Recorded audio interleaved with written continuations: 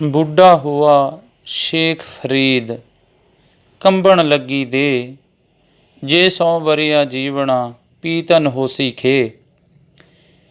ਇਸ ਸ਼ਲੋਕ ਦੇ ਵਿੱਚ ਬਾਬਾ ਸ਼ੇਖ ਫਰੀਦ ਜੀ ਸਰੀਰ ਦੀ ਸੰਸਾਰ ਦੀ ਨਾਸ਼ਵਾਨਤਾ ਦਾ ਜ਼ਿਕਰ ਕਰਦੇ ਹਨ ਕਿ ਭਾਵੇਂ ਜੀਵ ਆਤਮਾ ਜਿਹੜੀ ਕਿੰਨੇ ਵੀ ਵਰੇ ਕਿੰਨੇ ਵੀ ਸਾਲ ਇਸ ਦੁਨੀਆ 'ਤੇ ਕਿਉਂ ਨਾ ਰਹੇ, ਅਖੀਰ ਉਸਨੂੰ ਇਸ ਸੰਸਾਰ ਨੂੰ ਅਲਵਿਦਾ ਆਖਣਾ ਪਏਗਾ। ਸੋ ਇਸ ਤਰੀਕੇ ਦੇ ਨਾਲ ਬਾਬਾ ਸ਼ੇਖ ਫਰੀਦ ਜੀ ਸੰਸਾਰ ਦੀ ਨਾਸ਼ਵਾਨਤਾ ਦਾ ਜ਼ਿਕਰ ਅਟਲ ਸੱਚਾਈ ਦੇ ਰੂਪ ਦੇ ਵਿੱਚ ਕਰਦੇ ਹਨ ਕਿ ਇਹ ਸੰਸਾਰ ਨੂੰ ਅਸੀਂ ਅਲਵਿਦਾ ਜ਼ਰੂਰ ਆਖਣੀ ਹੈ। ਸੋ ਮੌਤ ਤੋਂ ਡਰਨਾ ਜਿਹੜਾ ਹੈ ਉਸ ਦੀ ਕੋਈ ਲੋੜ ਨਹੀਂ, ਕਿਉਂਕਿ ਮੌਤ ਨੇ ਇੱਕ ਨਾ ਇੱਕ ਦਿਨ ਜ਼ਰੂਰ ਆਉਣਾ ਹੈ। ਇਹ ਅਟਲ ਸੱਚਾਈ ਹੈ।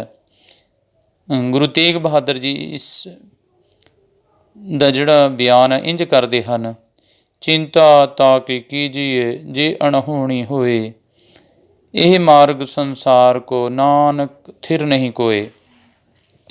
सो बाबा शेख फरीद जी आखते हैं कि बुढ़ा हुआ शेख फरीद कंबण लगी दे, कि मैं हुण बुढ़ा हो गया, मेरे ते बुढ़ापा आ गया, बुढ़ापे दे करके मेरा जिहड़ा सारा शरीर है वो कंब रहा है। ਹੁਣ ਮੇਰੇ ਸਰੀਰ ਦੇ ਵਿੱਚੋਂ ਜਵਾਨੀ ਵਾਲਾ ਜਿਹੜਾ ਜੋਸ਼ ਨਹੀਂ ਰਿਹਾ, ਉਹ ਖੂਨ ਦਾ ਸੰਚਾਰ ਨਹੀਂ ਰਿਹਾ।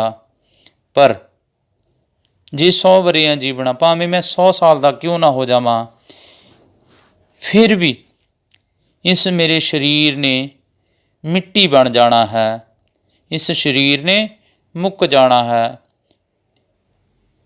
ਇੰਝ ਪੂਰੀ ਮਨੁੱਖਤਾ ਨੂੰ ਸ਼ੇਖ ਫਰੀਦ ਜੀ ਉਪਦੇਸ਼ ਦਿੰਦੇ ਹਨ ਕਿ ਇਹ ਸੰਸਾਰ ਜਿਹੜਾ ਹੈ ਨਾਸ਼ਵਾਨ ਹੈ, ਮੌਤ ਹਰ ਇੱਕ ਦੇ ਸਿਰ 'ਤੇ ਖੜੀ ਹੈ, ਸਭ ਨੂੰ ਆਵੇਗੀ। ਸੋ ਮੌਤ ਤੋਂ ਡਰਨਾ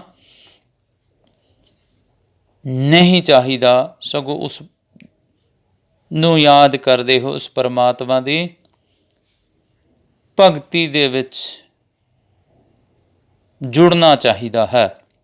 ਫਰੀਦਾ ਬਾਰ ਪਰਾਇਆ ਬੈਸਣਾ, ਸਾਈਂ ਮੁਝੇ ਨਾ ਦੇ, ਜੇ ਤੂੰ ਐਵੇਂ ਰੱਖਸੀ ਜਿਉ ਸਰੀਰ ਵਾਲੇ।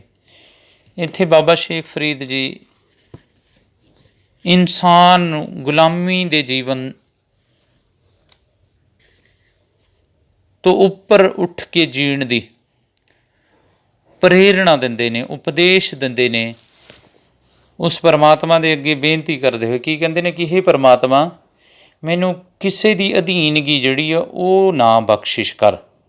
ਫਰੀਦਾ ਬਾਰ ਪਰਾਇਆ ਬੈਸਣਾ, ਸਾਈਂ ਮੁਝੇ ਨਾ ਦੇ। ਹੇ ਪਰਮਾਤਮਾ, ਮੈਨੂੰ ਕਿਸੇ ਦੇ ਅਧੀਨਗੀ ਦਾ ਜਿਹੜਾ ਜੀਵਨ ਹੈ ਉਹ ਬਖਸ਼ਿਸ਼ ਨਾ ਕਰ। ਜੇ ਤੂੰ ਐਵੇਂ ਰੱਖਸੀ ਜੀਓ ਸਰੀਰ ਵਾਲੇ, ਜੇ ਤੂੰ ਮੇਰੇ ਲੇਖਾਂ ਦੇ ਵਿੱਚ ਕਿਸੇ ਦੀ ਅਧੀਨਗੀ ਲਿਖੀ ਹੈ ਤਾਂ ਇਸ ਤੋਂ ਤਾਂ ਇਹੀ ਗੱਲ ਚੰਗੀ ਹੈ ਕਿ ਤੂੰ ਮੇਰੇ ਜਾਨ, ਇਹ ਮੇਰਾ ਸਰੀਰ ਮੈਥੋਂ ਖੋਹ ਲੈ, ਮੈਨੂੰ ਇਸ ਜੀਵਨ ਦੀ ਕੋਈ ਲੋੜ ਨਹੀਂ ਹੈ। ਫਰੀਦਾ ਇੱਕ ਨਾ ਆਟਾ ਅਗਲਾ, ਇੱਕ ਨਾ ਨਾਹੀ ਲੋਣ, ਅੱਗੇ ਗਏ ਸਿਵਾ ਪਸਣ, ਚੋਟਾ ਖਾਸੀ ਕੌਣ। ਬਾਬਾ ਸ਼ੇਖ ਫਰੀਦ ਜੀ ਫਰਮਾਉਂਦੇ ਹਨ ਕਿ ਇਸ ਦੁਨੀਆ ਦੀ ਗਰੀਬੀ ਦਾ ਉਸ ਦੀ ਦਰਗਾਹ ਦੇ ਨਾਲ ਕੋਈ ਮੁਕਾਬਲਾ ਨਹੀਂ ਕੀਤਾ ਜਾ ਸਕਦਾ। ਜਿਹੜਾ ਇਨਸਾਨ ਇੱਥੇ ਗਰੀਬੀ ਦੀ ਅਵਸਥਾ ਦੇ ਵਿੱਚ ਜੀਵਨ ਜਿਉਂਦਾ, ਭੁੱਖੇ ਰਹਿ ਕੇ ਜੀਵਨ ਗੁਜ਼ਾਰਦਾ, ਉਸ ਪਰਮਾਤਮਾ ਦੀ ਭਗਤੀ ਦੇ ਵਿੱਚ ਆਪਣੇ ਜੀਵਨ ਨੂੰ ਬਤੀਤ ਕਰਦਾ ਹੈ। ਔਰ ਦੂਸਰੇ ਪਾਸੇ ਇਸ ਸੰਸਾਰ ਦੇ ਵਿੱਚ ਕੋਈ ਬਹੁਤ ਪੈਸੇ ਦੇ ਨਾਲ ਖੂਬ ਆਨੰਦ ਮਾਣਦਾ, ਐਸ਼ੋ ਆਰਾਮ ਦਾ ਜੀਵਨ ਜਿਉਂਦਾ ਹੈ, ਉਸਨੂੰ ਇਸ ਸੰਸਾਰ ਦੇ ਵਿੱਚ ਕੋਈ ਦੁੱਖ ਨਹੀਂ।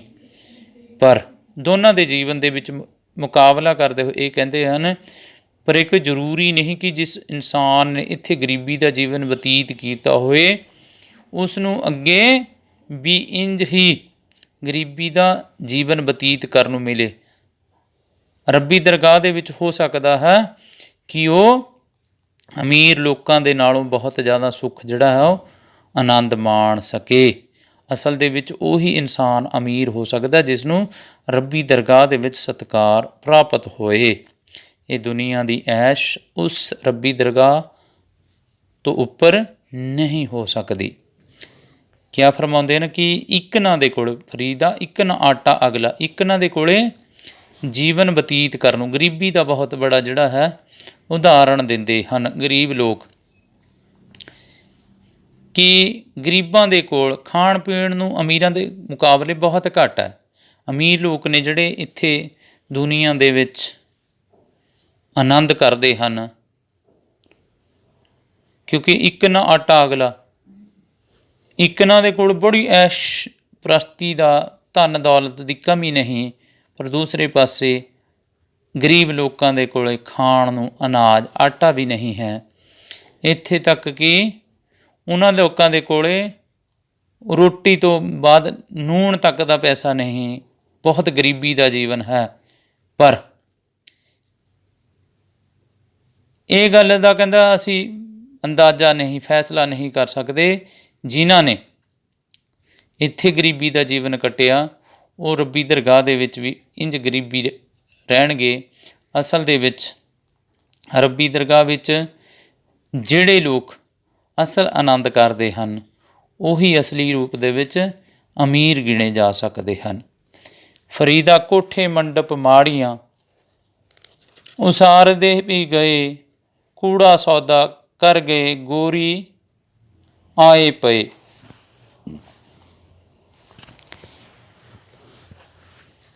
ਪਿਛਲੇ ਬੰਦ ਦੇ ਵਿੱਚ ਵੀ ਜਿਵੇਂ ਜ਼ਿਕਰ ਕੀਤਾ ਗਿਆ ਕਿ ਇਸ ਜੀਵ ਆਤਮਾ ਦਾ ਜਿਹੜਾ ਕੰਮ ਹੈ ਉਸ ਪਰਮਾਤਮਾ ਦਾ ਨਾਮ ਸਿਮਰਨ ਕਰਨ ਵਾਸਤੇ ਹੀ ਭੇਜਿਆ ਗਿਆ, ਪਰ ਸੰਸਾਰ ਦੇ ਵਿਸ਼ੇ ਵਿਕਾਰਾਂ ਦੇ ਵਿੱਚ ਫਸ ਕਰਕੇ ਉਹ ਆਪਣੇ ਜੀਵਨ ਨੂੰ ਅਜਾਈਂ ਵਿਅਰਥ ਗਵਾ ਲੈਂਦਾ ਹੈ। ਇਹਨਾਂ ਸੰਸਾਰਕ ਮੈਲ ਮਾੜੀਆਂ ਦੇ ਵਿੱਚ ਹੀ ਆਪਣੇ ਜੀਵ ਆਤਮਾ ਨੂੰ ਫਸਾਈ ਰੱਖਦਾ ਹੈ ਔਰ ਇਸ ਦੇ ਲਈ ਬਹੁਤ ਬੜੇ ਬੜੇ ਮਹਿਲ ਉਸਾਰ ਲੈਂਦਾ ਹੈ, ਸੁੰਦਰ ਸੁੰਦਰ ਭਵਨ ਬਣਾਉਂਦਾ ਹੈ ਔਰ ਇਹਨਾਂ ਦੇ ਵਿੱਚ ਹੀ ਫਸ ਕੇ ਉਹ ਆਖਰ ਚਲੇ ਆ ਜਾਂਦਾ ਹੈ। ਪਰ ਇਹਨਾਂ ਦੇ ਨਾਲ ਉਸ ਦਾ ਜੀਵਨ ਜਿਹੜਾ ਸਫਲ ਨਹੀਂ ਹੋਇਆ, ਸਗੋਂ ਇਹ ਝੂਠ ਦਾ ਸੌਦਾ ਕਰਕੇ ਉਹ ਇਸ ਸੰਸਾਰ ਤੋਂ ਅਖੀਰ ਦੇ ਵਿੱਚ ਬਣਾਏ ਤਾਂ ਮਹਿਲ ਸੀ, ਫਿਰ ਮਹਿਲਾਂ ਦੇ ਵਿੱਚ ਕਿਉਂ ਨਹੀਂ, ਬਦਲੇ ਦੇ ਵਿੱਚ ਕੀ ਮਿਲਿਆ? ਮਿੱਟੀ ਨਸੀਬ ਹੋਈ ਹੈ, ਕਬਰ ਨਸੀਬ ਹੋਈ। ਗੋਰੀ, ਗੋਰੀ ਦਾ ਅਰਥ ਹੁੰਦਾ ਕਿ ਆਖਰ ਦੇ ਵਿੱਚ ਉਹਨਾਂ ਨੂੰ ਕਬਰਾਂ ਹੀ ਨਸੀਬ ਹੋਈਆਂ ਨੇ। ਫਰੀਦਾ ਖਿੰਥੜ ਮੇਖਾਂ ਅਗਲੀਆਂ, ਜਿੰਦ ਨਾ ਕਾਈ ਮੇਖ, ਬਾਰੀ ਆਪੋ ਆਪਣੀ ਚਲੇ ਮਸਾਇਕ ਸੇਖ। ਇਸ ਬੰਦ ਦੇ ਵਿੱਚ ਵੀ ਬਾਬਾ ਸ਼ੇਖ ਫਰੀਦ ਜੀ ਜੀਵਨ ਦੀ ਨਾਸ਼ਮਾਨਤਾ ਦਾ ਜ਼ਿਕਰ ਕਰਦੇ ਹੋਏ ਆਖਦੇ ਹਨ ਕਿ ਇਹ ਜਿਹੜਾ ਸਰੀਰ ਹੈ ਇਹ ਬਿਲਕੁਲ ਅਖੀਰ ਖਤਮ ਹੋ ਜਾਣਾ, ਇੱਥੇ ਸਥਾਈ ਰੂਪ ਦੇ ਵਿੱਚ ਕੁਝ ਵੀ ਨਹੀਂ। ਇਹ ਜਿਹੜੀ ਸਰੀਰ ਦਾ ਬਾਹਰੀ ਚੋਲਾ ਜਿਹੜਾ ਇਨਸਾਨ ਪਾ ਕੇ ਰੱਖਦਾ, ਕੱਪੜੇ ਜਿਸ ਨੂੰ ਅਸੀਂ ਕਹਿੰਦੇ ਨੇ, ਇਸ ਨੂੰ ਕਿੰਨੀਆਂ ਟਾਕੀਆਂ ਅਸੀਂ ਲਾ ਕਰਕੇ ਪਾਟੇ ਪੁਰਾਣਿਆਂ ਨੂੰ ਸਿਓ ਕੇ ਜਿਹੜਾ ਹੈ ਉਹ ਪਾ ਸਕਦੇ ਹਾਂ। ਪਟੇ ਹੋਏ ਖਿੰਥੜ ਪੁਰਾਣੇ ਕੱਪੜਿਆਂ ਨੂੰ ਸਿਲ ਕਰਕੇ ਵੀ ਪਾ ਸਕਦੇ ਹਾਂ, ਪਰ ਇਹ ਜਿਹੜਾ ਸਰੀਰ ਹੈ ਜਿਹਦੇ ਵਿੱਚੋਂ ਇਹ ਜੀਵ ਆਤਮਾ ਬੋਲ ਰਹੀ ਹੈ, ਉਸ ਨੂੰ ਕੋਈ ਵੀ ਟਾਂਕਾ ਨਹੀਂ ਲਾਇਆ ਜਾ ਸਕਦਾ। ਅੱਜ ਤੱਕ ਕੋਈ ਵੀ ਇਸ ਸੰਸਾਰ ਦੇ ਬਾਹਰੀ ਆਪੋ ਆਪਣੀ ਚੱਲੇ ਮਸਾਇਕ ਸੇਖ ਬੜੇ ਬੜੇ ਪੀਰ ਪੈਗੰਬਰ ਇਸ ਸੰਸਾਰ 'ਤੇ ਜਿੰਨੇ ਵੀ ਆਏ ਨੇ, ਉਹ ਇੱਕ ਇੱਕ ਕਰਕੇ ਆਪੋ ਆਪਣੀ ਵਾਰੀ ਇਸ ਸੰਸਾਰ ਤੋਂ ਤੁਰ ਗਏ ਹਨ। ਇਹ ਸੰਸਾਰ ਅਸਲ ਦੇ ਵਿੱਚ ਨਾਸ਼ਵਾਨ ਹੈ, ਇੱਥੇ ਕੋਈ ਵੀ ਚੀਜ਼ ਜਿਹੜੀ ਆ ਉਹ ਥਿਰ ਨਹੀਂ। ਅਸੀਂ ਪਾਟੇ ਹੋਏ ਕੱਪੜੇ ਨੂੰ ਤਾਂ ਟਾਕੀਆਂ ਦੇ ਨਾਲ ਸਿਲ ਕਰਕੇ ਪਹਿਨ ਸਕਦੇ ਹਾਂ, ਪਰ ਜੀਵਨ ਨੂੰ, ਇਸ ਸਰੀਰ ਨੂੰ ਟਾਂਕੀਆਂ ਲਗਾ ਕਰਕੇ ਨਹੀਂ ਪਾਇਆ ਜਾ ਸਕਦਾ। ਇਸ ਦੇ ਵਿੱਚੋਂ ਜਦੋਂ ਜੀਵ ਆਤਮਾ ਨਿਕਲ ਗਈ ਤਾਂ ਇਹ ਸੰਸਾਰ ਮਿੱਟੀ ਬਣ ਜਾਂਦਾ ਹੈ। ਇਸ ਤਰੀਕੇ ਦੇ ਨਾਲ ਬਹੁਤ ਜਿੰਨੇ ਵੀ ਦੁਨੀਆ ਦੇ ਉੱਪਰ ਪੀਰ ਪੈਗੰਬਰ ਆਏ ਨੇ, ਸਾਰੇ ਆਪੋ ਆਪਣੀ ਵਾਰੀ ਦੇ ਅਨੁਸਾਰ ਇਸ ਸੰਸਾਰ ਨੂੰ ਛੱਡ ਕੇ ਚਲੇ ਗਏ ਹਨ। ਫਰੀਦਾ ਬੇਖ ਕਪਾਏ ਜੇ ਥੀਆ, ਜੇ ਸਿਰ ਥੀਆ ਤਿਲਾਹੇ, ਕਮਾਂਦੇ ਅਰ ਕਾਗਦੇ ਕੁੰਨੇ ਕੋਲੇ ਆਏ, ਮੰਦੇ ਅਮਲ ਕਰੇਂਦਿਆਂ ਇਹੀ ਸਜ਼ਾ ਤਿਨਾ ਕਿ ਬਾਬਾ ਫਰੀਦ ਜੀ ਮਾੜੇ ਮੰਦੇ ਜਿਹੜੇ ਕਰਮ ਇਨਸਾਨ ਜੀਵ ਆਤਮਾ ਕਰਦੇ, ਉਹਨਾਂ ਨੂੰ ਸਜ਼ਾ ਕਿਵੇਂ ਮਿਲਦੀ ਹੈ, ਕਿਵੇਂ ਉਹਨਾਂ ਦੀ ਸਰੀਰ ਨੂੰ ਕਸ਼ਟ ਦਿੱਤੇ ਜਾਂਦੇ ਨੇ, ਉਸ ਦਾ ਜ਼ਿਕਰ ਕਰਦੇ ਨੇ। ਫਰੀਦਾ ਵੇਖ ਕਪਾਹੇ ਜੇ ਥੀਆ, ਜੇ ਸਿਰ ਥੀਆ ਤਿਲਾ। ਜ਼ਿਕਰ ਕਰਦੇ ਹਨ ਸਾਡੇ ਖੇਤੀ ਦੇ ਵਿੱਚ ਵੀ ਨਾ ਫਸਲਾਂ ਦਾ ਜ਼ਿਕਰ ਕੀਤਾ ਜਾਂਦਾ ਹੈ ਕਿ ਕਪਾਹ ਨੂੰ ਦੇਖ ਕਿਸ ਤਰੀਕੇ ਦੇ ਨਾਲ ਪੀਂਜਿਆ ਜਾਂਦਾ ਹੈ, ਉਹਦੇ ਵਿੱਚ ਰੂੰ ਵੱਖਰੀ ਕੀਤੀ ਜਾਂਦੀ ਹੈ ਔਰ ਵਡੇਵੇਂ ਵੱਖਰੇ ਕੀਤੇ ਜਾਂਦੇ ਹਨ। ਤਿਲਾਂ ਨੂੰ ਵੀ ਪੁੱਠੇ ਮੁੰਦੇ ਸਿਰ ਕਰਕੇ ਕੁੱਟਿਆ ਜਾਂਦਾ ਹੈ, ਉਹਨਾਂ ਦੇ ਵਿੱਚੋਂ ਤਿਲ ਕੱਢੇ ਜਾਂਦੇ ਹਨ। ਕਮਾਂਦੇ ਅਰ ਕਾਗਦ, ਇੰਜ ਹੀ ਕਮਾਂਦ ਕਹਿੰਦੇ ਨੇ ਗੰਨਿਆਂ ਨੂੰ ਪੀੜਿਆ ਜਾਂਦਾ ਹੈ ਔਰ ਕਾਗਜ਼ ਨੂੰ ਘੋਟਿਆ ਜਾਂਦਾ ਹੈ, ਬਣਾਇਆ ਜਦੋਂ ਜਾਂਦਾ ਹੈ। ਔਰ ਇਸ ਤਰੀਕੇ ਦੇ ਨਾਲ ਅਨੇਕਾਂ ਹੀ ਕਸ਼ਟ ਸਹਿ ਸਹਿ ਕਰਕੇ ਇਹਨਾਂ ਨੂੰ ਸਜ਼ਾਵਾਂ ਮਿਲਦੀਆਂ ਹਨ। ਤਾਂ ਬਾਬਾ ਸ਼ੇਖ ਫਰੀਦ ਜੀ ਕਹਿੰਦੇ ਹਨ ਕਿ ਜਿਹੜੇ ਇਨਸਾਨ ਮੰਦੇ ਅਮਲ ਕਰਿੰਦੇ ਆ, ਇਹ ਸਜ਼ਾ ਤਿਨਾ। ਇਸ ਸੰਸਾਰ ਦੇ ਵਿੱਚ ਜੋ ਵੀ ਇਨਸਾਨ ਮੰਦੇ ਕਰਮ ਕਰਦਾ ਹੈ, ਉਹਨਾਂ ਨੂੰ ਇੰਝ ਹੀ ਜਿਹੜੀ ਆ ਉਹ ਸਜ਼ਾ ਮਿਲਦੀ ਹੈ।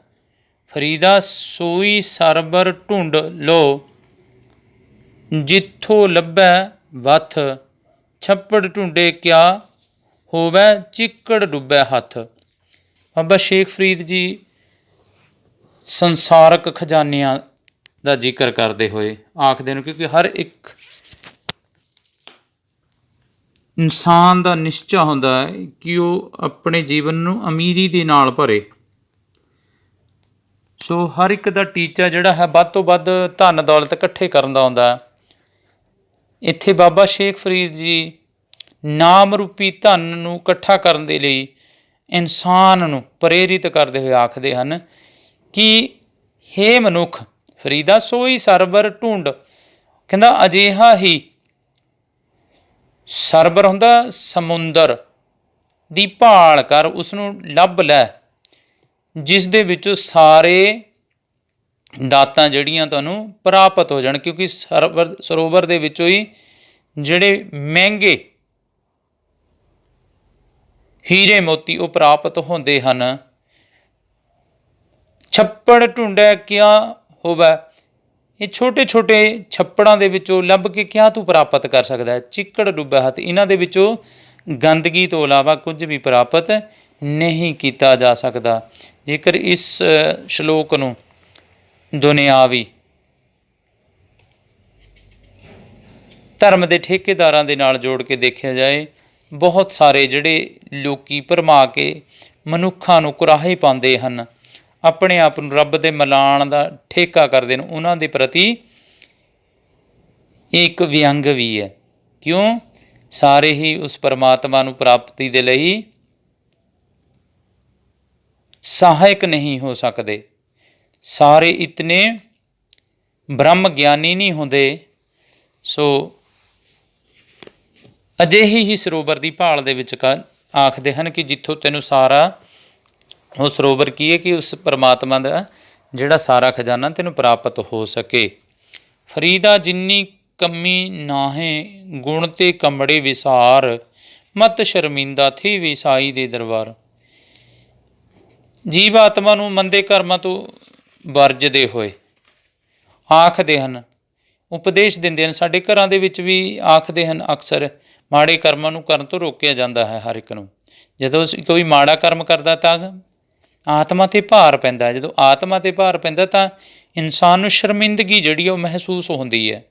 ਬਾਬਾ ਸ਼ੇਖ ਫਰੀਦ ਜੀ ਕਿਆ ਕਹਿੰਦੇ ਨੇ, ਫਰੀਦਾ ਜਿਨੀ ਕਮੀ ਨਾ ਹੀ ਗੁਣ, ਜਿਨ੍ਹਾਂ ਉਹ ਕੰਮ ਜਿਹੜੇ ਹੈ ਬੁਰੇ ਕੰਮ, ਉਹ ਕੰਮ ਨਾ ਕਰ ਜਿਨ੍ਹਾਂ ਤੋਂ ਕੋਈ ਕਹਿੰਦਾ ਕਿਸੇ ਦਾ ਭਲਾ ਨਾ ਹੋ ਸਕੇ।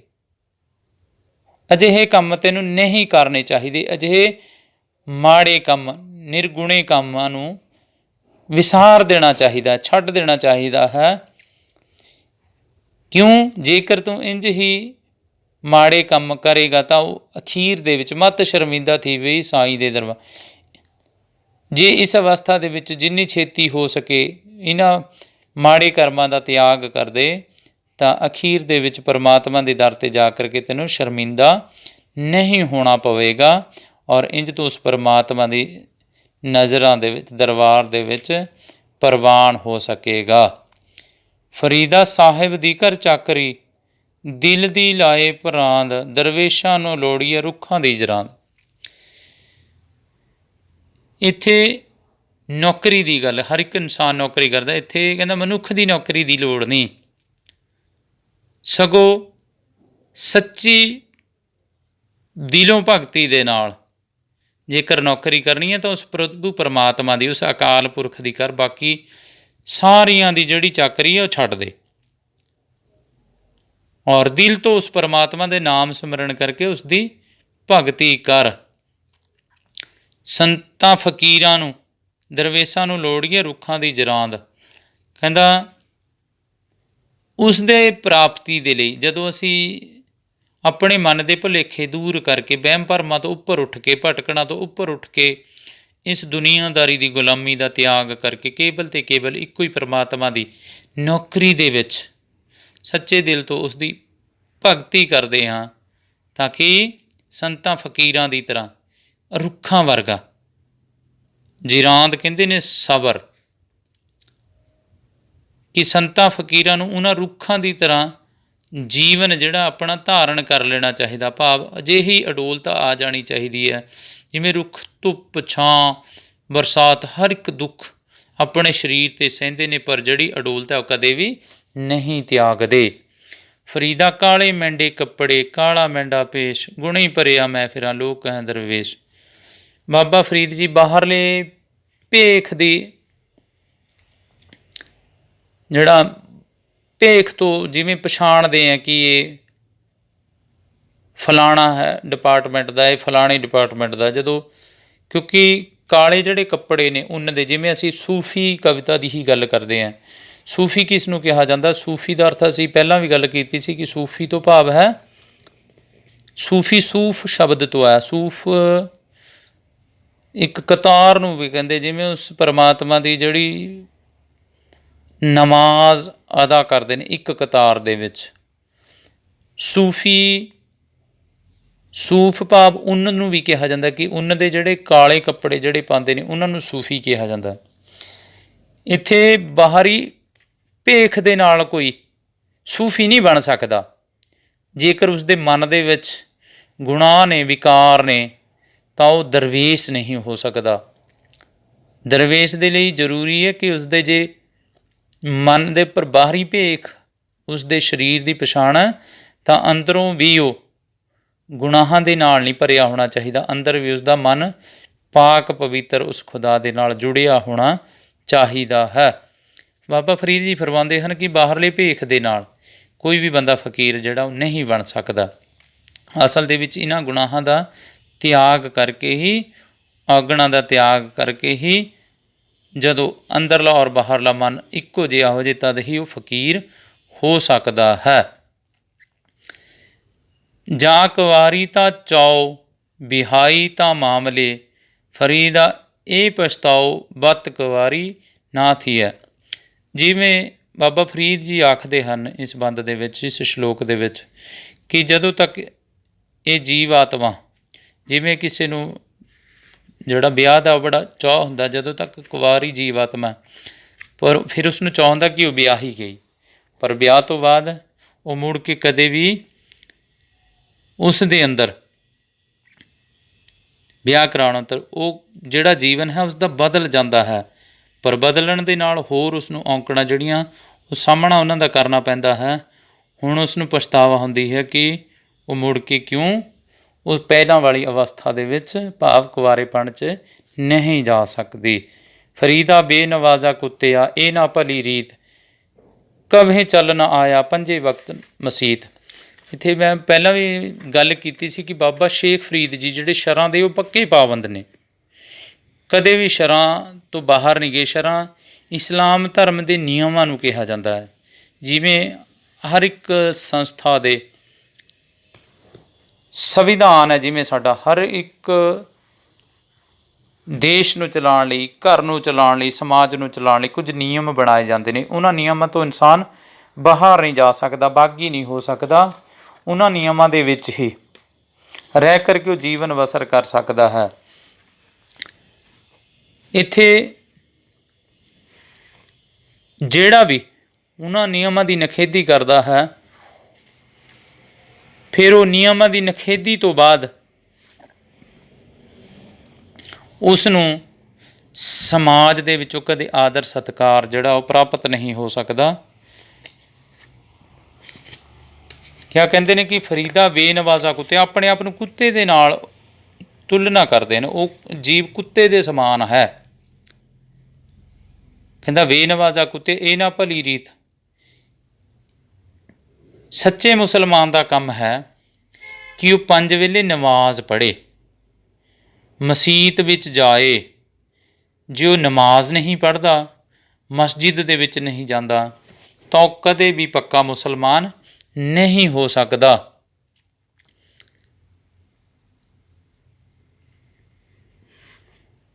ਉੱਠ ਫਰੀਦਾ ਊਜ ਸਾਜ ਸੁਬਹ ਨਵਾਜ਼ ਗੁਜ਼ਾਰ, ਜੋ ਸਿਰ ਸਾਈਂ ਨਾ ਨਿਵੈ ਸੋ ਸਿਰ ਕਪ ਉਤਾਰ। ਇੱਥੇ ਇਸ ਸ਼ਲੋਕ ਦੇ ਵਿੱਚ ਉਪਦੇਸ਼ ਦਿੰਦੇ ਨੇ ਸ਼ੇਖ ਫਰੀਦ ਜੀ ਕਿ ਇਹ ਜੀਵ ਆਤਮਾ ਉੱਠ, ਸਵੇਰੇ ਅੰਮ੍ਰਿਤ ਵੇਲੇ ਜਿਹੜਾ ਹੈ ਉੱਠ, ਸੌਂ ਕਰਕੇ ਆਪਣੇ ਜੀਵਨ ਨੂੰ ਵਿਅਰਥ ਨਾ ਗੁਜ਼ਾਰ। ਕਿਆ ਕਰ? ਉੱਠ ਕਰਕੇ ਆਪਣੇ ਬਾਹਰੀ ਸਰੀਰ ਨੂੰ ਹੱਥ ਮੂੰਹ ਧੋ ਕਰਕੇ ਨਮਾਜ਼ ਅਦਾ ਕਰ। ਪਰਮਾਤਮਾ ਦੇ ਚਰਨਾਂ ਦੇ ਨਾਲ ਆਪਣੇ ਮਨ ਨੂੰ ਜੋੜ। ਜਿਹੜਾ ਸਿਰ ਉਸ ਪਰਮਾਤਮਾ ਦੀ ਉਸਤਤ ਦੇ ਵਿੱਚ, ਵਡਿਆਈ ਦੇ ਵਿੱਚ ਝੁਕ ਨਹੀਂ ਸਕਦਾ, ਅਜਿਹਾ ਸਿਰ ਕੱਟ ਕੇ ਉਤਾਰ ਦੇਣਾ ਚਾਹੀਦਾ ਹੈ। ਭਾਵ ਉਸ ਸਿਰ ਦਾ ਇਸ ਸਰੀਰ ਦੇ ਉੱਪਰ ਕੋਈ ਕੰਮ ਨਹੀਂ। ਜੋ ਸਿਰ ਸਾਈਂ ਨਾ ਨਿਵੈ ਸੋ ਸਿਰ ਕੀਜੈ ਕਾਏ, ਕੁੰਨੇ ਹੇਠ ਜਲਾਈਐ ਬਾਲਣ ਸੰਧੈ ਥਾਏ। ਕਹਿੰਦਾ ਜਿਹੜਾ ਸਿਰ ਉਸ ਪਰਮਾਤਮਾ ਦੀ ਬੰਦਗੀ ਦੇ ਵਿੱਚ ਨਹੀਂ ਝੁਕਦਾ, ਉਸ ਪਰਮਾਤਮਾ ਦੀ ਭਗਤੀ ਦੇ ਵਿੱਚ ਨਹੀਂ ਝੁਕਦਾ, ਉਸ ਪਰਮਾਤਮਾ ਦੇ ਪਿਆਰ ਵਿੱਚ ਨਹੀਂ ਝੁਕਦਾ, ਉਹ ਸਿਰ ਕਿਸੇ ਵੀ ਕੰਮ ਦਾ ਨਹੀਂ। ਅਜਿਹੇ ਸਿਰ ਦਾ ਕੋਈ ਕੰਮ ਨਹੀਂ। ਉਸ ਸਰੀਰ ਨੂੰ ਕੁੰਨੇ ਹੇਠ ਜਲਾਈਐ ਬਾਲਣ ਸੰਧੈ ਥਾਏ, ਉਸ ਸਿਰ ਨੂੰ ਚੁੱਲ੍ਹੇ ਦੇ ਵਿੱਚ, ਪਤੀਲੇ ਦੇ ਹੇਠ, ਕੁੰਨੇ ਹੇਠ ਪਤੀਲੇ ਦੇ ਹੇਠ, ਚੁੱਲ੍ਹੇ ਦੇ ਵਿੱਚ ਜਲਾ ਦੇਣਾ ਚਾਹੀਦਾ ਹੈ। ਬਾਲਣ ਸੰਧੈ ਥਾਏ, ਬਾਲਣ ਦੀ ਜਗ੍ਹਾ 'ਤੇ। ਬਾਲਣ ਅਸੀਂ ਲੱਕੜਾਂ ਬਾਲ ਕੇ ਚੁੱਲ੍ਹੇ ਦੇ ਵਿੱਚ ਅੱਗ ਬਾਲਦੇ ਹਾਂ, ਬਾਲਣ ਦੇ ਨਾਲ ਨਹੀਂ, ਇਸ ਸਿਰ ਨੂੰ ਫੂਕ ਕਰਕੇ ਉਸ ਚੁੱਲ੍ਹੇ ਦੇ ਵਿੱਚ ਅੱਗ ਬਾਲਣ ਦੇ ਰੂਪ ਦੇ ਵਿੱਚ ਸਾੜ ਦੇਣਾ ਚਾਹੀਦਾ ਹੈ। ਫਰੀਦਾ ਮਨ ਮੈਦਾਨ ਕਰ ਟੋਏ ਟਿੱਬੇ ਲਾ, ਅੱਗੇ ਮੂਲ ਨਾ ਆਪਸੀ ਦੋਜਕ ਸੰਧੀ ਭਾਇ। ਜਿਵੇਂ ਅਸੀਂ ਆਪਣੇ ਖੇਤਾਂ ਨੂੰ ਉੱਚੀ ਨੀਵੀਂ ਥਾਂ ਜਿਹੜੀ ਹੁੰਦੀ ਇਕਸਾਰ ਕਰਦੇ ਹਾਂ, ਤਾਂ ਜੋ ਖੇਤੀ ਬਹੁਤ ਵਧੀਆ ਤਰੀਕੇ ਦੇ ਨਾਲ ਹੋ ਸਕੇ। ਹਰ ਥਾਂ ਪਾਣੀ ਜਿੱਥੇ ਵੀ ਅਸੀਂ ਪੱਧਰੇ ਕੀਤੇ ਹੋਣ, ਤਾਂ ਜੋ ਫਸਲ ਸਾਡੀ ਵਧੀਆ ਹੁੰਦੀ ਹੈ। ਇੱਥੇ ਫਰੀਦਾ ਮਨ ਮੈਦਾਨ ਕਰ, ਮਨ ਨੂੰ ਕਹਿੰਦਾ ਮੈਦਾਨ ਦੀ ਤਰ੍ਹਾਂ ਪੱਧਰਾ ਕਰ ਲੈ। ਮਨ ਦੇ ਉੱਪਰ ਜਿਹੜੇ ਵਿੱਚ ਤੇਰੇ ਵਿਕਾਰ ਨੇ, ਟੋਏ ਟਿੱਬੇ ਲਾ, ਉੱਚੇ ਨੀਵੇਂ ਹੁੰਦੇ ਅਸੀਂ ਭਰਾਨ ਕਰਦੇ ਹਾਂ, ਉਹਦੇ ਵਿੱਚ ਪੱਧਰੀ ਕਰ ਲੈਂਦੇ ਹਾਂ, ਸਮਤਲ ਬਣਾਉਂਦੇ ਹਾਂ। ਇਸੇ ਤਰੀਕੇ ਦੇ ਨਾਲ ਆਪਣੇ ਮਨ ਨੂੰ ਵੀ ਪੱਧਰਾ ਕਰ ਲੈ, ਕਿਉਂਕਿ ਜਦੋਂ ਤੇਰਾ ਮਨ ਸਾਫ ਸੁਥਰਾ ਪੱਧਰਾ ਹੋ ਜਾਏਗਾ, ਫਿਰ ਕਹਿੰਦਾ ਅੱਗੇ ਮੂਲ ਨਾ ਆਪਸੀ ਦੋਜਕ ਸੰਧੀ ਭਾਇ, ਫਿਰ ਤੈਨੂੰ ਅੱਗੇ ਨਰਕਾਂ ਦੀ ਅੱਗ ਵਿੱਚ ਨਹੀਂ ਸੜਨਾ ਪਏਗਾ। ਨਰਕਾਂ ਦੀ ਅੱਗ ਤੈਨੂੰ ਨਹੀਂ ਸਾੜ ਸਕੇਗੀ। ਫਰੀਦਾ ਬੁਰੇ ਦਾ ਭਲਾ ਕਰ, ਗੁੱਸਾ ਮਨ ਨਾ ਹੰਢਾਏ, ਦੇਹੀ ਰੋਗ ਨਾ ਲੱਗੀ, ਪੱਲੇ ਸਭ ਕੁਛ ਪਾਏ। ਇਸ ਸ਼ਲੋਕ ਦੇ ਵਿੱਚ ਬਾਬਾ ਸ਼ੇਖ ਫਰੀਦ ਜੀ ਨਿਮਰਤਾ ਦਾ ਜਿਹੜਾ ਹੈ ਉਪਦੇਸ਼ ਦਿੰਦੇ ਨੇ ਜੀਵ ਆਤਮਾ ਨੂੰ। ਔਰ ਇਸ ਤੋਂ ਬੜਾ, ਜਦੋਂ ਅਸੀਂ ਬਾਬਾ ਸ਼ੇਖ ਫਰੀਦ ਜੀ ਦੀ ਪਹਿਲਾਂ ਵੀ ਗੱਲ ਕੀਤੀ ਹੈ ਕਿ ਬਾਬਾ ਸ਼ੇਖ ਫਰੀਦ ਜੀ ਦੀ ਬਾਣੀ ਨੂੰ ਅਸੀਂ ਪੰਜਾਬੀ ਦੇ ਵਿੱਚ ਸਭ ਤੋਂ ਮਿੱਠੀ ਬਾਣੀ ਦੇ ਰੂਪ ਦੇ ਵਿੱਚ ਯਾਦ ਕਰਦੇ ਹਾਂ, ਬਿਰਹਾ ਦੇ ਰੂਪ ਦੇ ਵਿੱਚ ਯਾਦ ਕਰਦੇ ਹਾਂ। ਔਰ ਇਹ ਜਿਤਨੀ ਵੀ ਬਾਣੀ ਹੈ ਵੈਰਾਗਮਈ ਹੈ। ਮੌਤ ਦਾ ਜ਼ਿਕਰ ਹੁੰਦਾ ਹੈ, ਉਸ ਪਰਮਾਤਮਾ ਦੀ ਭਗਤੀ ਦਾ ਜ਼ਿਕਰ ਹੁੰਦਾ ਹੈ, ਬੁਰੇ ਕੰਮਾਂ ਤੋਂ ਵਰਜ ਕੇ ਇਨਸਾਨ ਦੇ ਜੀਵਨ ਮਨੋਰਥ ਨੂੰ ਸਾਰਥਕ ਬਣਾਉਂਦੀ ਹੈ ਬਾਣੀ। ਕਿ ਫਰੀਦਾ ਬੁਰੇ ਦਾ ਭਲਾ ਕਰ, ਬਹੁਤ ਔਖਾ ਕੰਮ ਹੈ। ਤਾਕਤਵਰ ਉਹ ਨਹੀਂ ਜੋ ਕਿਸੇ ਨੂੰ ਮਾਰਦਾ, ਤਾਕਤਵਰ ਉਹ ਹੈ ਜੋ ਕਿਸੇ ਨੂੰ ਮਾਫ਼ ਕਰਦਾ। ਇਹੀ ਉਪਦੇਸ਼ ਦਿੰਦੀ ਹੈ। ਜਦੋਂ ਅਸੀਂ ਇਸ ਤਰੀਕੇ ਦੇ ਨਾਲ ਆਪਣੇ ਜੀਵਨ ਦੇ ਵਿੱਚ ਇਹਨਾਂ ਵਿਚਾਰਾਂ ਨੂੰ ਅੰਦਰ ਵਸਾਉਂਦੇ ਹਾਂ ਤਾਂ ਮੈਨੂੰ ਨਹੀਂ ਲੱਗਦਾ ਸਾਡਾ ਜਿਹੜਾ ਕੋਈ ਦੁਨੀਆ ਦੇ ਵਿੱਚ ਦੁਸ਼ਮਣ ਹੋਏਗਾ। ਕਿ ਕੋਈ ਇਨਸਾਨ ਤੇਰਾ ਬੁਰਾ ਕਰ ਰਿਹਾ ਹੈ, ਤੂੰ ਉਸਦਾ ਭਲਾ ਕਰ, ਉਸਦੇ ਵਿਰੁੱਧ ਉਹੀ ਭਾਵਨਾ ਅਖਤਿਆਰ ਨਾ ਕਰ ਜਿਹੜੀ ਗੁੱਸੇ ਦੇ ਵਿੱਚ ਉਹ ਤੇਰੇ ਲਈ ਕਰ ਰਿਹਾ ਹੈ। ਉਸਦਾ ਭਲਾ ਕਰ, ਸਗੋਂ ਉਸ ਤੋਂ ਵੀ ਭਲਾ ਗੁੱਸਾ ਨਾ ਕਰ ਆਪਣੇ ਮਨ ਦੇ ਵਿੱਚ। ਅਡੋਲਤਾ ਵਾਲਾ ਜੀਵਨ ਜੀ। ਜੇ ਤੂੰ ਇੰਝ ਕਰਨ ਦੇ ਵਿੱਚ ਸਫਲ ਹੋ ਜਾਂਦਾ ਹੈ ਤਾਂ ਤੇਰਾ ਸਰੀਰ ਹੈ ਜਿਹੜਾ ਦੇਹੀ ਰੋਗ ਨਾ ਲੱਗੇ, ਪੱਲੇ ਸਭ ਕੁਝ ਪਾਏ, ਤਾਂ ਇਸ ਤਰੀਕੇ ਦੇ ਨਾਲ ਤੇਰੀ ਜਿਹੜਾ ਸਰੀਰ ਹੈ ਉਹ ਨਿਰੋਗ ਰਹਿ ਸਕਦਾ, ਉਸਨੂੰ ਕੋਈ ਵੀ ਰੋਗ ਨਹੀਂ ਸਤਾਏਗਾ ਔਰ ਸਾਰਾ ਕੁਝ ਤੈਨੂੰ ਆਪਣੇ ਆਪ ਉਸ ਪਰਮਾਤਮਾ ਦੀ ਕਿਰਪਾ ਦੇ ਨਾਲ ਪ੍ਰਾਪਤ ਹੋ ਜਾਏਗਾ। ਹਰ ਪ੍ਰਕਾਰ ਦਾ ਸੁੱਖ ਤੇਰੀ ਝੋਲੀ ਦੇ ਵਿੱਚ ਆਪਣੇ ਆਪ ਆ ਜਾਏਗਾ। ਫਰੀਦਾ ਤਨ ਸੁੱਕਾ ਪਿੰਜਰ ਥੀਆ, ਤਲੀਆਂ ਠੁੰਡੈ ਕਾਗ, ਅਜੇ ਸੁਰੱਬ ਨਾ ਬੌੜਿਓ ਦੇਖ ਬੰਦੇ ਕੇ ਭਾਗ। ਬੁਢਾਪੇ ਦੀ ਅਵਸਥਾ ਦਾ ਜ਼ਿਕਰ ਕਰਦੇ ਹੋਏ, ਕਿਉਂਕਿ ਜਦੋਂ ਇਹ ਸਰੀਰ ਸੁੱਕ ਕੇ ਪਿੰਜਰ ਬਣ ਜਾਂਦਾ, ਕਿਉਂਕਿ ਜਵਾਨੀ ਦੇ ਵਿੱਚ ਸਰੀਰ ਦੇ ਉੱਪਰ ਮਾਸ ਹੁੰਦਾ, ਗਠੀਲਾ ਹੁੰਦਾ ਸਰੀਰ, ਪਰ ਜਿਉਂ ਜਿਉਂ ਬੁਢਾਪਾ ਆਉਂਦਾ ਇਹ ਸਰੀਰ ਦੇ ਵਿੱਚੋਂ ਮਾਸ ਵੀ ਜਿਹੜਾ ਹੈ ਹੱਡੀਆਂ ਤੋਂ ਵੱਖ ਦਿਖਣਾ ਸ਼ੁਰੂ ਹੋ ਜਾਂਦਾ ਔਰ ਪਿੰਜਰੇ ਦੇ ਰੂਪ ਦੇ ਵਿੱਚ ਸਾਡਾ ਸਰੀਰ ਚਮਕਦਾ ਹੈ, ਹੱਡੀਆਂ ਦੀ ਮੁੱਠੀ ਦੇ ਰੂਪ ਦੇ ਵਿੱਚ ਰਹਿ ਜਾਂਦਾ ਹੈ। ਤਾਂ ਇਸ ਉਮਰ ਦੇ ਵਿੱਚ ਕਾਗ ਦਾ ਅਰਥ ਹੈ ਮੌਤ ਰੂਪੀ ਕਾਗ, ਮੌਤ ਦੇ ਰੂਪ ਦੇ ਵਿੱਚ ਇਸ ਦੀ ਮੌਤ ਦੇ ਨਾਲ ਤੁਲਨਾ ਕਰਦੇ ਹੋਏ ਕਹਿੰਦੇ ਹਨ ਕਿ ਮੌਤ ਰੂਪੀ ਕਾਗ ਜਿਹੜਾ ਪੈਰਾਂ ਤੋਂ ਸ਼ੁਰੂਆਤ ਕਰਦਾ। ਤੁਸੀਂ ਧਿਆਨ ਕਰਿਓ, ਜਦੋਂ ਵੀ ਕਿਸੇ ਜੀਵ ਆਤਮਾ ਦੀ ਮੌਤ ਹੁੰਦੀ ਹੈ ਸਭ ਤੋਂ ਪਹਿਲਾਂ ਉਸਦਾ ਜਿਹੜਾ ਸਰੀਰ ਦਾ ਪੈਰਾਂ ਵਾਲਾ ਪਾਸਾ ਉਹ ਠੰਡਾ ਹੋਣਾ ਸ਼ੁਰੂ ਹੁੰਦਾ। ਪੈਰਾਂ ਤੋਂ ਇਨਸਾਨ ਤੁਰਨਾ ਬੰਦ ਕਰ ਦਿੰਦਾ ਹੈ, ਚੱਲਣਾ ਉਸ ਤੋਂ ਚੱਲਿਆ ਨਹੀਂ ਜਾਂਦਾ, ਪੈਰਾਂ 'ਤੇ ਖੜਿਆ ਨਹੀਂ ਜਾਂਦਾ ਔਰ ਸਰੀਰ ਠੰਡਾ ਹੁੰਦਾ ਜਦੋਂ ਅਸੀਂ ਅਖੀਰ ਦੇ ਵਿੱਚ ਦੇਖਦੇ ਹਾਂ, ਜਦੋਂ ਮੌਤ ਵੀ ਹੋ ਜਾਂਦੀ ਹੈ ਤਾਂ ਮੱਥਾ ਜਿਹੜਾ ਉਹਦਾ ਸਰੀਰ ਦਾ ਸਭ ਤੋਂ ਉੱਪਰਲਾ ਹਿੱਸਾ ਉਹ ਥੋੜ੍ਹਾ ਗਰਮ ਰਹਿੰਦਾ, ਬਾਕੀ ਸਾਰਾ ਸਰੀਰ ਠੰਡਾ ਹੋ ਜਾਂਦਾ। ਥੋੜ੍ਹਾ ਕਰਕੇ ਸਾਰਾ ਸਰੀਰ ਥੋੜ੍ਹਾ ਕਰਕੇ ਖਤਮ ਹੋ ਜਾਂਦਾ ਹੈ। ਤਾਂ ਜਦੋਂ ਇਹ ਸਾਡੇ ਪੈਰ ਠੰਡੇ ਹੋਣੇ ਸ਼ੁਰੂ ਹੋ ਜਾਣ, ਭਾਵ ਬੁਢਾਪਾ ਆ ਗਿਆ, ਜੇ ਉਸ ਵੇਲੇ ਤੱਕ ਵੀ ਬੰਦਾ ਕਹਿੰਦਾ ਉਸ ਪਰਮਾਤਮਾ ਦੀ ਕਿਰਪਾ ਉਸ 'ਤੇ ਨਾ ਹੋਏ ਤਾਂ ਬੰਦੇ ਦੀ ਸਮਝੋ ਬਹੁਤ ਮਾੜੀ ਕਿਸਮਤ ਹੈ। ਫਰੀਦਾ ਤਨ ਸੁੱਕਾ ਪਿੰਜਰ ਥੀਆ, ਜਦੋਂ ਇਹ ਸਰੀਰ ਸੁੱਕ ਗਿਆ, ਜਵਾਨੀ ਖਤਮ ਹੋ ਗਈ, ਬੁਢਾਪਾ ਆ ਗਿਆ, ਤਲੀਆਂ ਠੁੰਡੈ ਕਾਗ, ਇਹ ਮੌਤ ਰੂਪੀ ਕਾਗ ਪੈਰਾਂ ਦਾ ਜਿਹੜਾ ਹੈ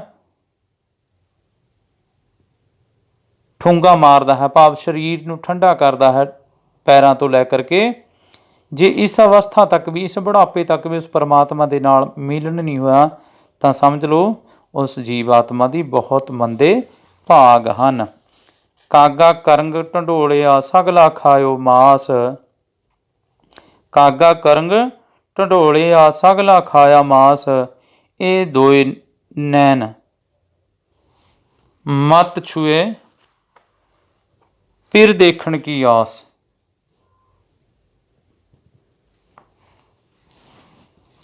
ਤਾਂ ਬਾਬਾ ਸ਼ੇਖ ਫਰੀਦ ਜੀ ਨੂੰ ਇਸ ਬੁਢਾਪੇ ਦੀ ਅਵਸਥਾ ਦੇ ਵਿੱਚ ਵੀ ਉਸ ਪਰਮਾਤਮਾ ਦਾ ਅਜੇ ਪ੍ਰਾਪਤੀ ਦਾ ਜਿਹੜਾ ਇੱਛਾ ਮਨ ਦੇ ਵਿੱਚ ਰੱਖਦੇ ਹੋਏ ਕੀ ਫਰਮਾਉਂਦੇ ਹਨ, ਉਸ ਮੌਤ ਰੂਪੀ ਕਾਗ ਨੂੰ ਬੇਨਤੀ ਕਰਦੇ ਹਨ, ਉਸ ਦੇ ਅੱਗੇ ਤਰਲੇ ਕਰਦੇ ਹਨ ਮੌਤ ਨੂੰ। ਕਹਿੰਦਾ ਹੇ ਮੌਤ ਰੂਪੀ ਕਾਗ, ਤੂੰ ਮੇਰੇ ਸਾਰੇ ਸਰੀਰ ਨੂੰ ਨਿਢਾਲ ਕਰ ਦਿੱਤਾ ਹੈ, ਸਾਰੇ ਸਰੀਰ ਨੂੰ ਖਤਮ ਕਰ ਦਿੱਤਾ ਹੈ, ਮੇਰਾ ਸਾਰਾ ਸਰੀਰ ਖਤਮ ਹੋ ਚੁੱਕਿਆ ਹੈ, ਕਿਸੇ ਵੀ ਸਰੀਰ ਦੇ ਅੰਗ ਦੇ ਵਿੱਚ ਹਰਕਤ ਨਹੀਂ ਰਹੀ। ਪਰ ਤੈਨੂੰ ਬੇਨਤੀ ਹੈ, ਮੇਰੀ ਇੱਕ ਪ੍ਰਾਰਥਨਾ ਹੈ ਤੇਰੇ ਚਰਨਾਂ ਦੇ ਵਿੱਚ ਕਿ ਇਹ ਮੇਰੇ ਜਿਹੜੇ ਦੋਵੇਂ ਨੈਣ ਨੇ, ਦੋਵੇਂ ਅੱਖਾਂ ਨੇ, ਇਹਨਾਂ ਨੂੰ ਨਾ ਛੇੜ, ਭਾਵ ਮੈਂ ਇਹਨਾਂ ਤੋਂ ਦੇਖਣਾ ਚਾਹੁੰਦਾ ਹਾਂ। ਮੈਨੂੰ ਅਜੇ ਵੀ ਮੇਰੇ ਉਸ ਪਰਮਾਤਮਾ ਦੀ ਪਿਆਰੇ ਨੂੰ ਦੇਖਣ ਦੀ ਜਿਹੜੀ ਮਨ ਦੇ ਵਿੱਚ ਇੱਛਾ ਅਜੇ ਪ੍ਰਬਲ ਇੱਛਾ ਹੈ। ਅਗਲਾ ਬੰਦ ਕਿਆ ਕਹਿੰਦੇ ਨੇ ਕਿ ਇੱਕ ਫਿੱਕਾ ਨਾ ਗਾਲਈ ਸਭਨਾ ਮੈਂ ਸੱਚਾ ਧਣੀ, ਹਿਆਹੂ ਨਾ ਕਹਿ ਠਾਏ ਮਾਣਕ ਸੱਚ ਅਮੋਲ ਵੇ। ਇੱਥੇ ਜੀਵ ਆਤਮਾ ਨੂੰ ਸੰਦੇਸ਼ ਦਿੰਦੇ ਹਨ ਕਿ ਕਿਸੇ ਵੀ ਜੀਵ ਆਤਮਾ ਦਾ ਦਿਲ ਮੰਦਾ ਬੋਲ ਕੇ ਨਹੀਂ ਦਿਖਾਉਣਾ ਚਾਹੀਦਾ। ਕਿਸੇ ਨੂੰ ਵੀ ਮਾੜੇ ਬੋਲ ਜਿਹੜੇ ਆ ਉਹ ਨਹੀਂ ਬੋਲਣੇ ਚਾਹੀਦੇ। ਕਿਉਂ ਨਹੀਂ ਬੋਲਣੇ ਚਾਹੀਦੇ? ਕਿਉਂਕਿ ਸਾਰਿਆਂ ਦੇ ਅੰਦਰ ਉਹ ਆਪ ਪਰਮਾਤਮਾ ਵਾਸ ਕਰਦਾ ਹੈ, ਉਸੇ ਦਾ ਹੀ ਨਿਵਾਸ ਇਸ ਜੀਵ ਆਤਮਾ ਦੇ ਇਹਨਾਂ ਸਰੀਰਾਂ ਦੇ ਵਿੱਚ ਹੁੰਦਾ ਹੈ। ਇਸ ਲਈ ਮਾੜੇ ਬੋਲ ਕੇ ਕਿਸੇ ਦਾ ਦਿਲ ਦਿਖਾਉਣਾ ਨਹੀਂ ਚਾਹੀਦਾ, ਕਿਉਂਕਿ ਸਾਰਿਆਂ ਦੇ ਦਿਲ ਅਮੋਲਕ ਮੋਤੀਆਂ ਦੇ ਸਮਾਨ ਹਨ। ਜੇਕਰ ਤੈਨੂੰ ਉਸ ਪਰਮਾਤਮਾ ਦੇ ਨਾਲ ਮਿਲਣ ਦੀ ਇੱਛਾ ਹੈ ਤਾਂ ਸਾਰਿਆਂ ਦੇ ਨਾਲ ਪਿਆਰ ਕਰ। ਸਭਨਾ ਮਨ ਮਾਣਕ ਠਾਣ ਮੁੱਲ ਮਚਾਂਗਮਾ, ਜੇ ਤੋਂ ਪਿਰਿਆਂ ਕੀ ਸਿੱਕ ਹਿਆਉ ਨਾ ਠਾਏ ਕਹੀਦਾ। ਉਸੇ ਹੀ ਸ਼ਬਦ ਦੀ ਅੱਗੇ ਵਿਆਖਿਆ ਕਹਿੰਦਾ, ਹੇ ਜੀਵ ਆਤਮਾ, ਜੇ ਦਿਲ ਮਤਲਬ ਕੀ ਕਹਿੰਦੇ ਨੇ ਕਿ ਪਿਛਲੇ ਬੰਦ ਦੇ ਜਿਵੇਂ ਅਸੀਂ ਕਿਹਾ ਕਿ ਕਿਸੇ ਵੀ ਤਰੀਕੇ ਦਾ ਮੰਦਾ ਬੋਲ ਕਦੇ ਵੀ ਕਿਸੇ ਨੂੰ ਆਪਣੀ ਜ਼ਬਾਨ ਤਾਂ ਨਾ ਬੋਲ। ਕਿਉਂ? ਸਾਰਿਆਂ ਦੇ ਅੰਦਰ ਉਹ ਪਰਮਾਤਮਾ ਖੁਦ ਨਿਵਾਸ ਕਰਦਾ ਹੈ। ਕਦੇ ਵੀ ਮੰਦਾ ਬੋਲ ਕੇ ਕਿਸੇ ਦਾ ਦਿਲ ਦੁਖਾਉਣਾ ਜਿਹੜਾ ਹੈ ਉਹ ਚੰਗੀ ਗੱਲ ਨਹੀਂ। ਕਹਿੰਦਾ ਜੇ ਤੈਨੂੰ ਉਸ ਪਰਮਾਤਮਾ ਨੂੰ ਮਿਲਣ ਦੀ ਤਾਂਘ ਹੈ ਤਾਂ ਕਿਸੇ ਦਾ ਦਿਲ ਨਾ ਤੋੜ, ਜੇ ਤੂੰ ਪਿਰਿਆਂ ਦੀ ਸਿੱਖ ਹਿਆਉ ਨਾ ਠਾਏ ਕਹੀਦਾ। ਭਾਵ ਤੈਨੂੰ ਕਿਸੇ ਦਾ ਦਿਲ ਨਹੀਂ ਤੋੜਨਾ ਚਾਹੀਦਾ। ਕਿਉਂ?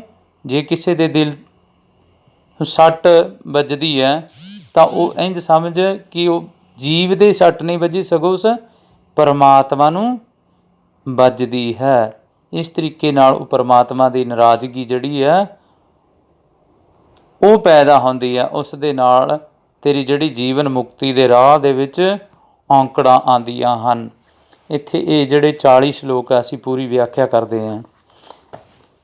ਤੁਸੀਂ ਦੇਖਿਆ ਕਿ ਜਦੋਂ ਅਸੀਂ ਵਿਆਖਿਆ ਕੀਤੀ ਹੈ ਤਾਂ ਜੇਕਰ ਅੱਜ ਦੇ ਜੀਵਨ ਦੇ ਵਿੱਚ ਬਾਬਾ ਸ਼ੇਖ ਫਰੀਦ ਜੀ ਦੇ ਇਹਨਾਂ ਸ਼ਲੋਕਾਂ ਦੀ ਸਾਰਥਕਤਾ ਦੇਖੀ ਜਾਏ ਤਾਂ ਮੈਨੂੰ ਨਹੀਂ ਲੱਗਦਾ ਕਿ ਕੋਈ ਵੀ ਜੀਵ ਆਤਮਾ ਜੇ ਇਹਨਾਂ ਦਾ ਅਨੁਸਰਣ ਕਰਦੀ ਹੈ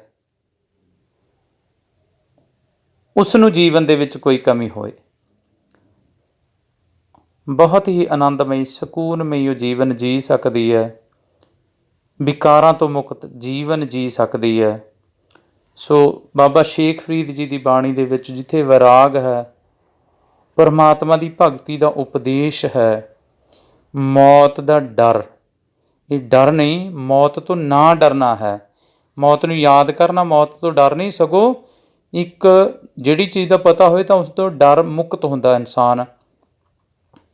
ਮੌਤ ਦਾ ਡਰ ਨਾ ਕਰਕੇ ਉਸ ਪਰਮਾਤਮਾ ਦੀ ਭਗਤੀ ਕਰਨੀ ਚਾਹੀਦੀ ਹੈ। ਇੰਝ ਕਰਕੇ ਇਨਸਾਨ ਬੁਰੇ ਵਿਕਾਰਾਂ ਤੋਂ ਬਚ ਸਕਦਾ ਹੈ ਔਰ ਦੁਨੀਆ ਦੇ ਵਿੱਚ ਫਿਰ ਮੁੜ ਕੇ ਅਮਨ ਪਿਆਰ ਜਿਹੜਾ ਉਹ ਕਾਇਮ ਹੋ ਸਕਦਾ ਹੈ। ਸੋ ਕਿਸੇ ਵੀ ਤਰੀਕੇ ਦੇ ਨਾਲ ਕਿਸੇ ਵੀ ਰੂਪ ਦੇ ਵਿੱਚ ਸਾਨੂੰ ਮੰਦੇ ਬੋਲਣ ਤੋਂ ਬਚਣਾ ਚਾਹੀਦਾ ਹੈ। ਇਹਨਾਂ ਸ਼ਬਦਾਂ ਦੇ ਔਖੇ ਅਰਥ ਆਪ ਜੀ ਦੀ ਸੁਵਿਧਾ ਲਈ ਨਾਲ ਅਟੈਚ ਹਨ।